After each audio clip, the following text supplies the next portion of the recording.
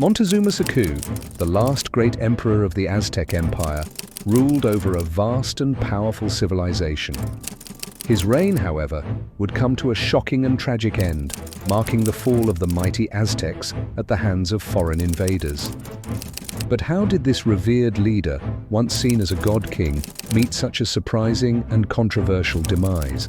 Let's dive into the extraordinary story of Montezuma Suku. Born in 1466, Montezuma II, or Moctezuma Xocoyotzin, was destined for greatness. As the son of the previous emperor Axayacatl, he was well versed in the ways of war, religion, and diplomacy. When he ascended the throne in 1502, Montezuma Suku inherited an empire at its zenith, stretching from the Gulf of Mexico to the Pacific Ocean. His reign began with grand visions of expansion, and under his leadership, the Aztecs continued their tradition of conquest, tribute collection, and religious ceremonies. But with great power came great responsibility and a heavy burden. Montezuma Suku was not only a ruler but also a religious leader, seen as the earthly representative of the gods. This dual role would eventually play a critical part in his downfall. In 1519, news reached Montezuma of strange visitors arriving on the eastern shores of his empire.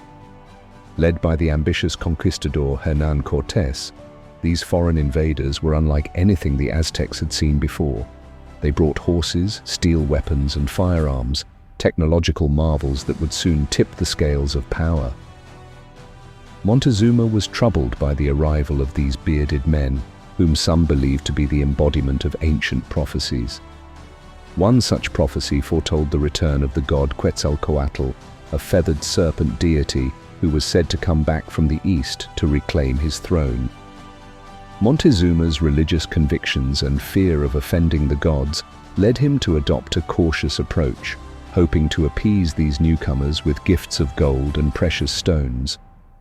Despite Montezuma's attempts at diplomacy, Cortés had other plans. He quickly formed alliances with the enemies of the Aztecs, such as the Tlaxcalans, who sought revenge for years of subjugation. With their combined forces, Cortés marched on Tenochtitlan, the jewel of the Aztec Empire. Montezuma made a fateful decision that would seal his fate. He welcomed Cortés and his men into Tenochtitlan, hoping to avoid conflict and perhaps gain a better understanding of these mysterious visitors. However, this act of hospitality would prove disastrous. Once inside the city, Cortés took Montezuma hostage, using him as a puppet to control the empire. Montezuma's authority began to erode as the Spanish looted the city's treasures and desecrated its temples. The Aztec people, once loyal to their emperor, grew increasingly resentful of his apparent submission to the invaders. The tension in Tenochtitlan reached a boiling point in 1520. The Aztecs, outraged by the Spanish desecration of their sacred rituals, began to revolt against the foreign invaders. Montezuma, now a shadow of his former self, was forced to address his people from the palace rooftop, pleading for peace. In a tragic turn of events, Montezuma's own people turned against him. As he spoke, the crowd pelted him with stones and arrows, and the once great emperor fell, mortally wounded. His death remains shrouded in mystery.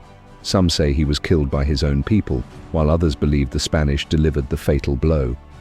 Regardless of the true cause, Montezuma II died in June 1520, marking the end of his reign and the beginning of the Aztec Empire's downfall.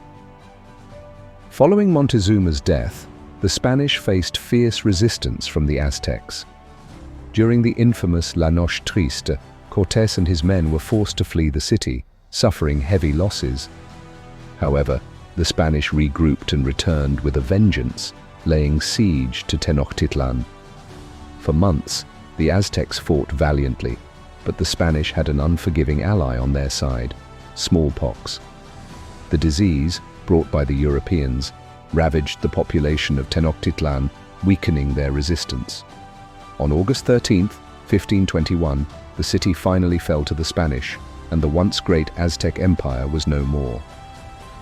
Montezuma Suku's legacy is a complex one.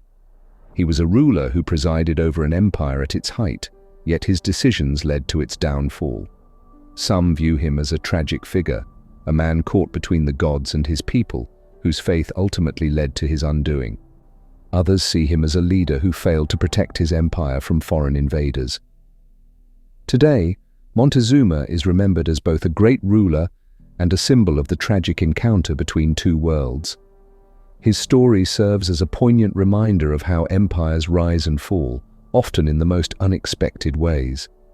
So, what do you think? Was Montezuma a victim of circumstance, or could he have changed the course of history?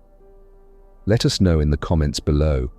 And if you want more incredible stories from history, don't forget to hit that subscribe button.